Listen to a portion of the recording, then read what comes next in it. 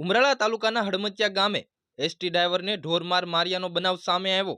Road પર પશુઓ ચરાવતા માલધારીઓ દ્વારા માર માર્યાનું હોવાનું એસટી ડ્રાઈવરે જણાવ્યું। હડમતિયા ગારિયાદાર એસટીના ડ્રાઈવરને 3 થી 4 અજાણ્યા ઈસમો ઢોરમાર માર્યો। એસટી ડ્રાઈવરને 108 મારફતે ઉમરાળા સરકારી આરોગ્ય કેન્દ્રે ખસેડાયો।